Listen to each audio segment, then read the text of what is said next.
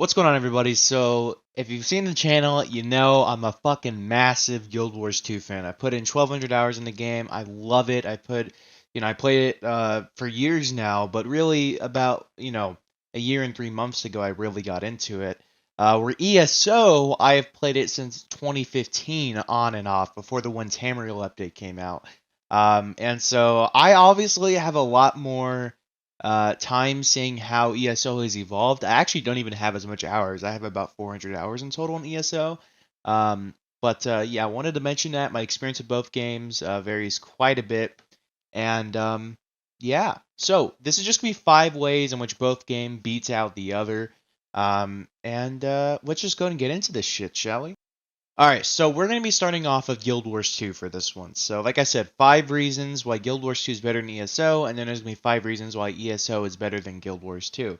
And then just in specific different ways. So, the first thing here, automatically, I think this is really one of the things that Guild Wars 2 really bends ESO backwards on and gives it a nice ass slapping, is the business model. The business model in Guild Wars 2 is far, far better than ESO. So we have no optional subscription. The game is completely free to play. There's only, you buy a couple of DLCs. All the Living World episodes, when you log in, when they come out, they're completely free. If not, they're only 200 gems per episode, which is ridiculously low. And right now, they're actually giving out Living World Season 3 episodes for free. They've been doing Living World for about a month now, I think, giving out episodes for free. Just want to let you guys know that. Um, and yeah, the business model is just far ahead. The microtransactions are way cheaper. You can actually spend gold and convert that to gems in the actual game through the game support. You don't have to rely on other players like you do in ESO, with crown trading and all that. I don't even know why this fucking exists. I feel like they should make it so you can actually get crowns with gold in that game, because why the fuck not? I mean, players are doing it nonstop. So, really weird missed opportunity on ESO's part there. But, yeah, business model in Guild Wars 2 is far ahead. The game does have loot boxes, but they don't ever really update them.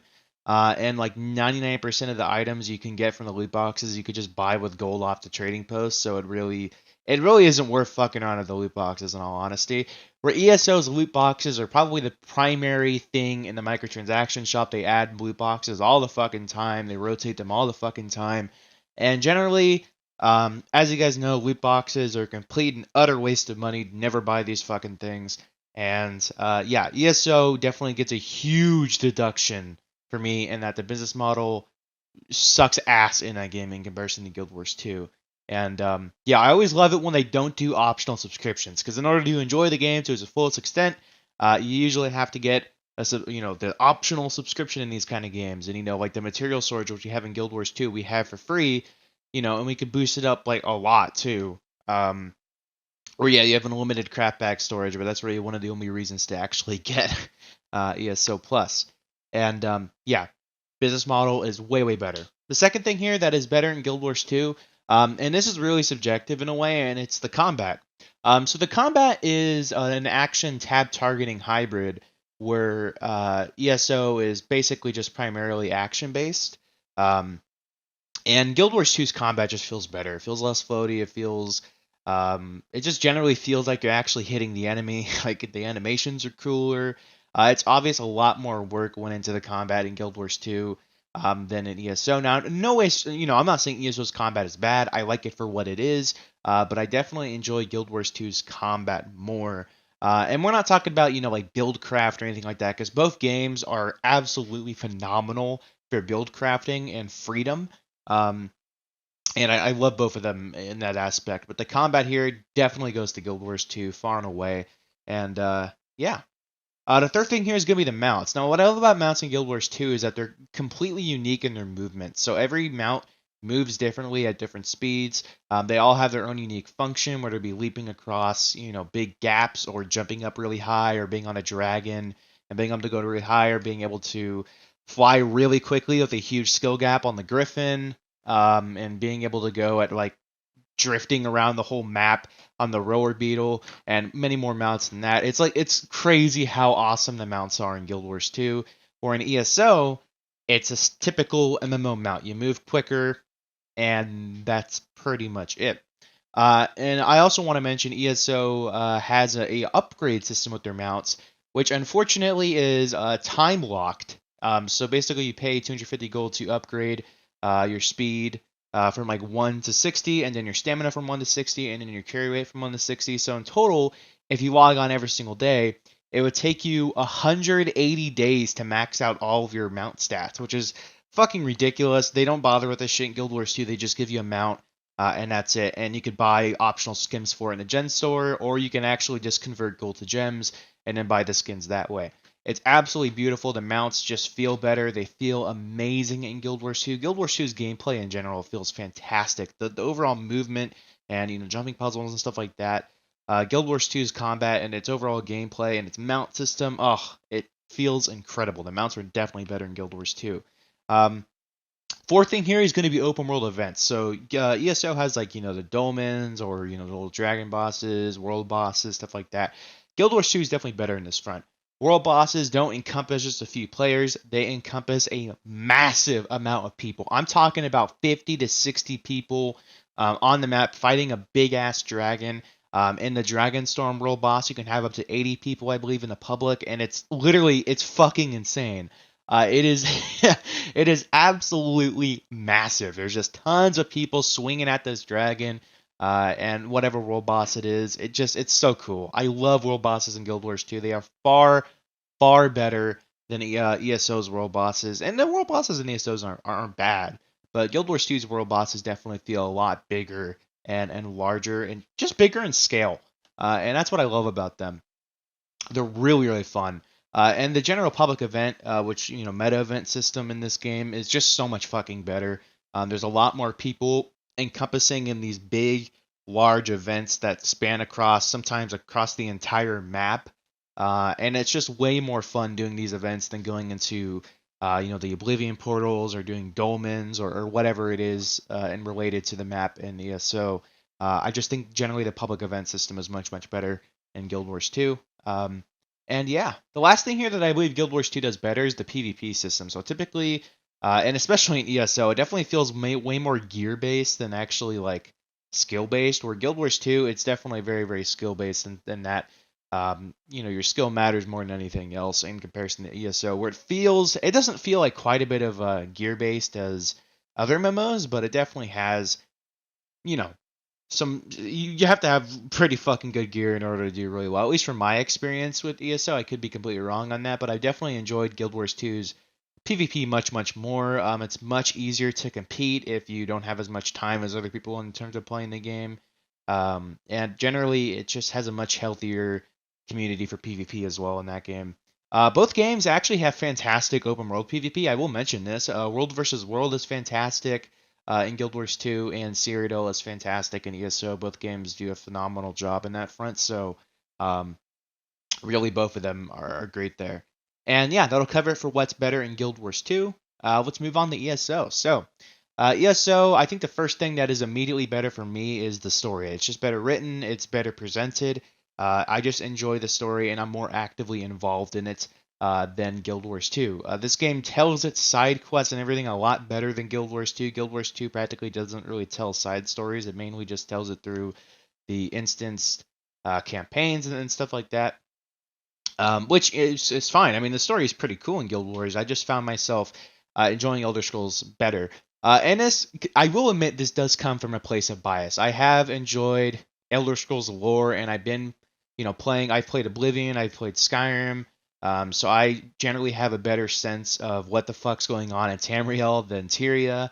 So obviously I am a little biased on that front, but the story I feel like it's just better in ESO. It's it's definitely more mature. It actually has like some sexual themes sometimes. It actually has a bit of cursing in there sometimes. And generally, I just feel like it's much better. It has like political themes to it sometimes. And I just generally feel like it's a lot better for me personally, my personal taste. I love Final Fantasy XIV story, but sometimes it feels like it's a little like too childish or whatever. And I want to seek out a little more, adultish, mature-ish kind of shit going on. And I feel like ESO does a great job at that. Maybe that's just me. But the story in ESO does feel a lot better. I will say it's very hit or miss. Some of the side quests are really awesome, and then some of them are just straight up boring as fuck. But for the most part, It's super awesome. The second thing ESO just generally does better to me is questing. So, Guild Wars 2, huge thing about it at the time was that it doesn't have traditional quest systems, which I still feel like is better than World of Warcraft. It's not just, hey, kill 3 fuckheads and then go back and backtrack to a quest vendor. No, you don't do that. You go to these hearts, you go to the events around the map, and you complete the objectives and do various different things. And it's just generally a lot more fun and repeatable to me than going and doing quests in World of Warcraft, or basically every other MMO on that front. ESO's quests are definitely a lot more story based, not quite as story based as Final Fantasy XIV. They have a lot more combat involved, but ESO is very, very story based, very story driven with its quests. Everything is completely voice acted to a really good extent. I feel like 99% of the voice acting in this game is actually really good. There's some Agronians that sound like shit, but other than that, I think pretty much everybody sounds good in this game. You actually might recognize some voice actors from Skyrim, which is pretty cool. They brought in some of the voice actors from there, which is really awesome. Just to think, hear like the Nord voice and stuff. Like, oh, that's recognizable from like every city in fucking Skyrim. There's always the same male fucking female Nord voice all the time. Uh, but the questing just feels better to me. It's not that typical, kill and collect sort of system. It is more story based, and I generally feel more involved and more immersed with the questing experience in ESO. And it has a lot more quests too. It has just a ton of quests, man. There is a ton of them. Wow.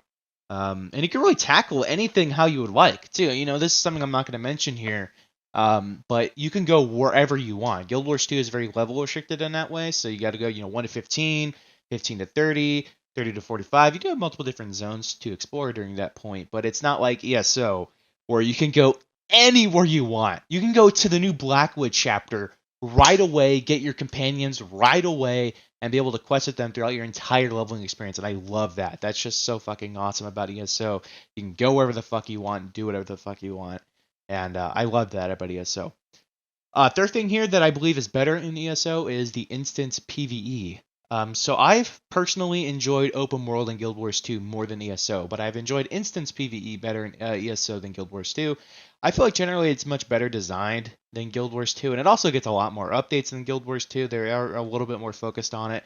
And really, primarily what I'm talking about here is the dungeons versus the fractals. There's a lot of dungeons. They even have vet dungeons and stuff like that. And there are more difficulty options in Guild Wars 2. But generally, I feel like it's just better rewarding and more fun in ESO. Fractals, by no means, are bad. Like, fractals are really awesome and are one of my favorite dungeons in any MMO. But ESO really has a great dungeon system as well. And I really enjoy it. Sometimes it could feel easy in comparison to Guild Wars 2. I will say that I am very much looking forward to getting the veteran dungeons because, as it stands right now, dungeons in ESO, if you have a good group, are very face early. But generally, I feel like instance PvE is just better in Guild Wars 2 in ESO. The fourth thing here that I think is objectively better is the fact that ESO is on console and has native controller support. For me on like PC and stuff like that, if I ever want to use a controller, I can do that. Primarily, I'm using mouse and keyboard, but yeah, that is something worth noting. This game is on PS4. I was about to say Xbox 360, PS4, Xbox One, and it also just came out about a month ago on the PlayStation 5 and the Xbox Series X. So for next gen people like myself, I fucking love it. The next gen version is really cool. I do primarily play on PC, but I have tried out the next gen version, and it's awesome. What can I say? The next gen version is essentially like what you'd play on PC. It looks about as good as PC, and it is basically just a straight up upgrade. Of course, you don't have add-on support, which is definitely a negative. The Sky Shard add-on alone is enough to make me play on PC. But generally, being able to play on a controller, being able to, hook up an HDMI to your TV and then play on your TV is just automatically better than me. You can set up a controller in Guild Wars 2, but you have to go through a third-party application, and it's kind of wonky. It's not native like ESO is. ESO's UI and everything, they have a specific UI designed for controllers. It's not as good as the keyboard and mouse UI, but it is definitely there. And the fifth thing here that ESO definitely does better is the content updates. It's just more consistent and they have more content. We get expansions every single year. Where Guild Wars 2, it's never really predictable when and where we're going to be able to get a DLC. Where in ESO, it's very consistent. And even during COVID, it was still very, very consistent. And new chapters every single year. Where Guild Wars 2, when it got delayed to early 2022, which was super disappointing. Even though I am definitely willing to wait for Ender Dragons, it was just kind of disappointing to see that. For me, it was obviously. I'm not saying it was a bad thing. I actually think it was a good thing that they delayed it, but it was disappointing to see that because I was like, oh fuck, I have to go without Ender Dragons for a while, and it's probably caused a dip in the player base. I would think. I think people were trying to prepare for Ender Dragons, but now that it's coming out in late 2020 or early 2022, I think people are probably going to play the game less until then. Yeah, it just generally better content updates, and the content that comes out has more content to it.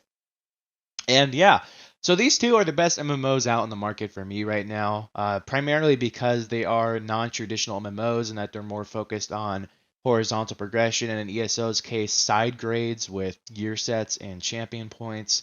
And champion points actually pretty much are vertical progression, I think, right? I mean, they basically just make you more and more and more and more powerful to a certain extent. I think, after you get a lot of your stuff maxed out and then you start just upgrading, the little trees that don't have a cap on them, or you can increase your max magicka or your magicka recovery rate or whatever. So you're not technically increasing your spell power or anything there. You're just increasing how much spells you could really cast. So I guess that can be kind of considered like that. But yeah, I feel like ESO definitely has better progression in that way, and it still has that sort of thing where you can come back anytime and you're not really irrelevant as long as you have 160 gear. And yeah, both games are fantastic, man. Really love them. It's not like that bullshit where it has like the item level shit and then you're rendered irrelevant in the next patch. It's just really frustrating. And there is definitely a place for that. I actually play World of Warcraft as well, so definitely not to the extent of Guild Wars 2 and ESO, but I do play WoW. And that's a comparison of both games, man. Both games are fantastic. I love both of them. And yeah, peace.